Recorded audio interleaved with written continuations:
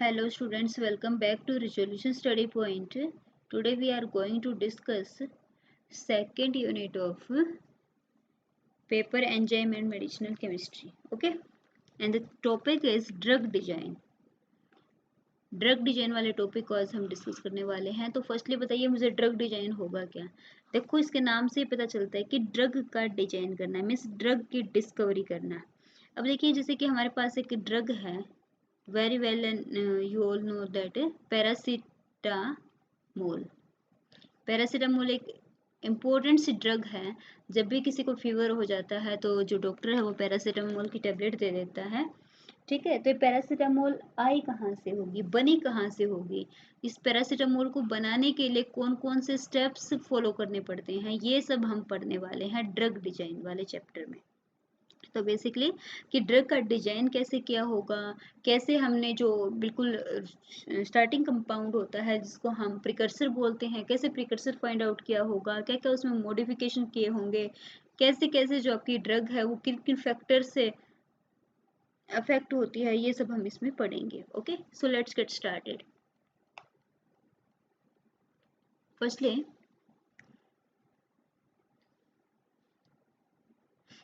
Drug design or tailor-made compound aims at developing a drug with high degree of chemotherapeutic index and specific action। तो drug design का मतलब ये है कि एक ऐसे ड्रग का सिंथेसिस करना, एक ऐसे ड्रग की डिस्कवरी करना जिसका केमोथेरेपेटिक इंडेक्स हाई हो, जो मतलब जो पर्टिकुलर फंक्शन के लिए जिसको यूज किया जाए वो उस काम को ही करे। साथ में उसका जो एक्शन वो बिल्कुल स्पेसिफिक होना चाहिए। जैसे कि आप किसी ड्रग को लेते हो फीवर कम करने के लिए, तो उसका काम फीवर कम करना हो, ना कि कुछ और। ठीक है, जैसे आपको किसी पेन रिलीवर ले रहे हो तो उसका काम पेन रिलीविंग का ही हो, अदर काम के बजाय स्पेसिफिक फंक्शन इसका होना चाहिए। ओके, अब ड्रग डिजाइन के अंदर क्या क्या टॉपिक्स इन्वॉल्व होते हैं ये हम यहाँ पर देखेंगे। Drug design seeks to explain effect of biological compound on the basis of molecular interaction in terms of molecular structure or precisely the physicochemical properties of the molecule involved। कहने की बात यह है कि ड्रग डिजाइन के अंदर जितने भी केमिकल्स कंपाउंड हम यूज करते हैं उन सब केमिकल कंपाउंड की क्या क्या फिजिकल प्रॉपर्टीज हैं, उन सब फिजिकल प्रॉपर्टीज का ड्रग डिजाइन के ऊपर इफेक्ट होता है। साथ में दूसरी जो केमिकल प्रोसेस होती हैं उनका भी इफेक्ट होगा। Various process by which the drug usually produce their pharmacological effect. अब वो कौन सी प्रोसेस हैं जिसकी वजह से एक ड्रग है वो किसकी तरह बिहेव करती है, एक फार्माकोलॉजिकल इफेक्ट प्रोड्यूस करती है, वो भी हमें यहाँ पर पढ़ना होगा। Next, how the drug specifically react, drug specifically कैसे रिएक्ट करेगी प्रोटोप्लाज्म के साथ। ठीक है, रिस्पॉन्स क्या देगी, फार्माकोलॉजिकल रिस्पॉन्स क्या होगा, ये भी हम यहाँ पर पढ़ेंगे।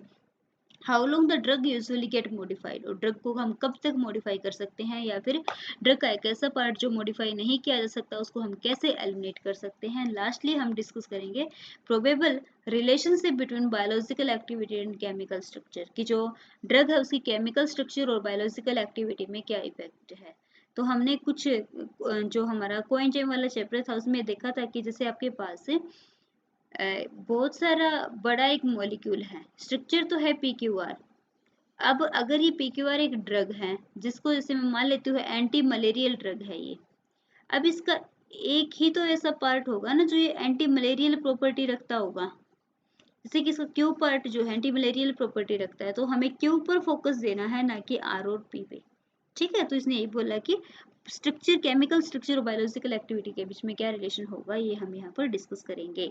सो इन शॉर्ट ड्रग डिजाइन में be considered as an integrated part. हम क्या बोल सकते हैं कि ये इंटीग्रेटेड पार्ट है जिसके अंदर हम इन्वॉल्व करते हैं केमिकल सिंथेसिस को, एक्टिविटी स्पेक्ट्रम के इवोल्यूशन को, टॉक्सिकोलॉजिकल स्टडीज को, और ड्रग के मेटाबॉलिज्म को।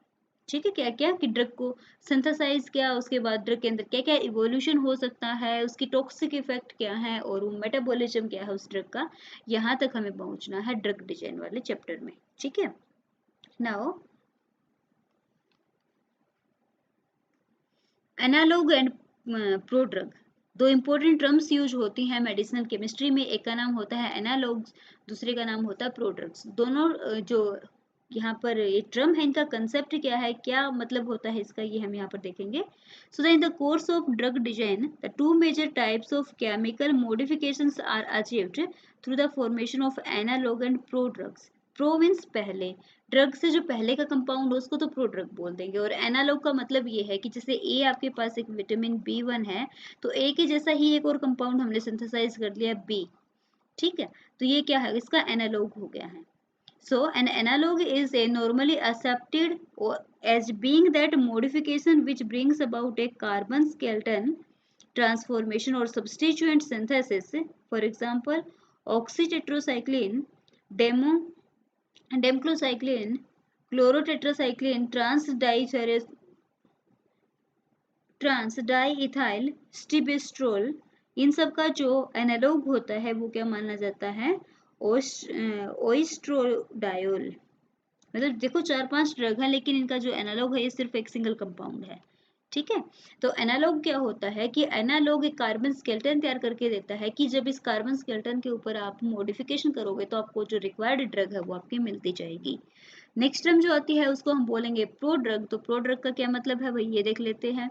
The term pro drug is applied to either an appropriate derivative of drug that undergoes in vivo hydrolysis to the parent drug. Mean जैसे कई बार हम क्या करते हैं कि कोई भी ऑर्गेनिक कंपाउंड सिंथेसाइज करते हैं तो वो हमें उसके सोल्ट की फॉर्म में मिल जाता था, और सोल्ट को जब हम हाइड्रोलाइज कर लेते थे तो वो कन्वर्ट हो जाता था उस पर्टिकुलर कंपाउंड के अंदर. तो बिल्कुल प्रोड्रग भी एक ऐसा ही कंपाउंड होगा जिसको हम हाइड्रोलाइज कर लेंगे, तो हाइड्रोलाइज करने के बाद किस में कन्वर्ट हो जाएगा, ड्रग के अंदर. तो उस टर्म को क्या बोल देंगे, प्रो ड्रग. ओके, तो प्रोड्रग के एग्जांपल आपको याद रख लेना है, टेस्टोस्टेरोन प्रोपियोनेट जो है वो, या फिर आपके पास क्लोरोम्फेनिकोल है, पाल्मिटेट है, ये सब क्या है, प्रोड्रग के एग्जांपल हैं. नेक्स्ट आता है कंसेप्ट ऑफ लीड. लीड का कंसेप्ट क्या है, ड्रग डिजाइन में लीड का कंसेप्ट एक इम्पोर्टेंट टॉपिक होता है, एक इम्पोर्टेंट टूल क्रिएट करता है. तो देख लेते हैं कि जो लीड है ये क्या होता है. Another school of thought views drug design as a vital process of envisioning and preparing specific new molecules that can lead more efficiently to useful drug discovery. Okay, इसका मतलब ये हुआ कि कुछ जो स्कूल ऑफ थॉट है, school of thought का मतलब है कि कुछ विचारधाराएं जो है वो ऐसा मानती हैं कि जो ड्रग डिजाइन होता है उसको एक ऐसे मॉडिफाइड लेवल पर आप लेकर जाओ जिससे अगर आप नई ड्रग बनाओ ना तो आपके लिए बना पाना एफिशिएंट हो, और उसी को हम बोलते हैं लीड का concept. So this include exploration of leads, exploration of leads की जो ड्रग एग्जिस्ट करती है उसे आप नया लीड बनाइए, which involves the search for a new lead. Exploration of lead मतलब लीड को एक्सप्लोर करो, एक्सप्लोर करने का मतलब है न्यू लीड की डिस्कवरी करो. सेकेंड क्या है, exfoliation of lead. Exfoliation of lead का मतलब है कि जो एग्जिस्ट करता था लीड उसी के ऊपर आप असेसमेंट करो, उसी का इम्प्रूवमेंट करो, उसी का एक्सटेंशन करो, तो क्या हो जाएगा, एक्सप्लोइटेशन. और एक्सप्लोरेशन का मतलब है न्यू लीड की discovery. So the exfoliation is requires the assessment, improvement and extension of the lead. Example देख लेते हैं हम. It is worthwhile to look into the right perspective of a few typical classical example of a drug design.